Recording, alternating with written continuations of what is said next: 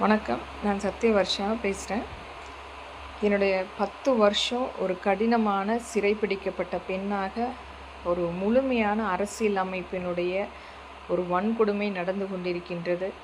இது அனைத்து கட்சிகளுக்குமே தெரிந்தாலும் நேரடியாக சென்று என்னுடைய குறைகளை நிவர்த்தி செய்ய வேண்டும் என்று ஒவ்வொரு கட்சிகளிடம் கேட்டறிந்தும் அதை பற்றி செவிசாய்க்காமல் பெட்டியில் பணத்தை மட்டுமே நிரப்புவதற்குரிய அங்கமாக இன்றைக்கு அனைத்து கட்சிகளுமே திகழ்ந்து கொண்டிருக்கின்றது. எத்தனையோ முறை இதை அனைத்து கட்சிகளிடம் எடுத்துரைத்தாலும் இன்று வரை அதற்குரிய ஒரு தொலைபேசியோ அழைப்போ எதுவுமே வந்ததில்லை.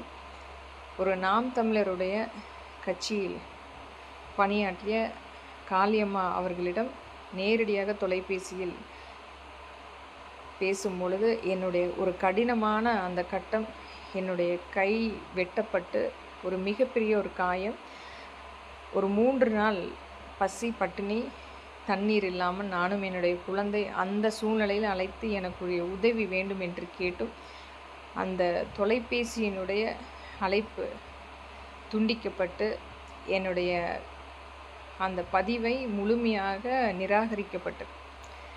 அந்த நபருக்கு இன்றைக்கு அனைத்து இந்திய அண்ணா திராவிட முன்னேற்ற கழகத்தில் ஒரு மிக முக்கியமான ஒரு பதவியை கொடுத்து கொண்டிருக்கின்றார்கள்.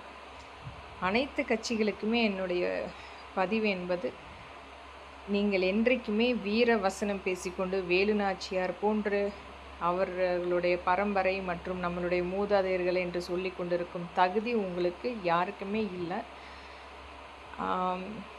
என்னோடய வீட்டில் இன்னும் கொஞ்சம் புடவையெல்லாம் இருக்குது, வேணால் நான் அனுப்பி வைக்கிறேன்.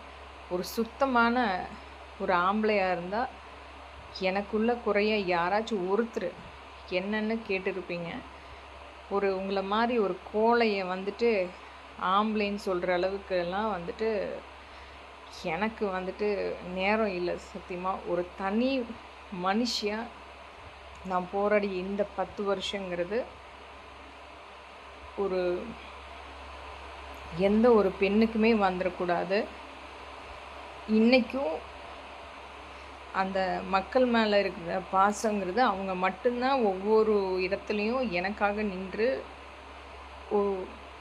என்னை அடுத்த கட்டத்துக்கு நகர்த்தி சென்ற அந்த ஏழை எளிய மக்கள் மட்டும்தான். இன்றைக்கும் பயந்துட்டு கோழையாக நிற்கிற உங்கள் மாதிரி கட்சி கூட்டத்துக்காகவும் அந்த போலி வேஷம் போட்டுட்டு கட்சி நடத்துகிற அவங்கள மாதிரி கரவேஷ்டிக்காரங்களை கண்டால் அவ்வளோ கஷ்டமாக இருக்குது. இந்த மாதிரி ஒரு கோழையாக ஒரு அடிமைத்தனமாக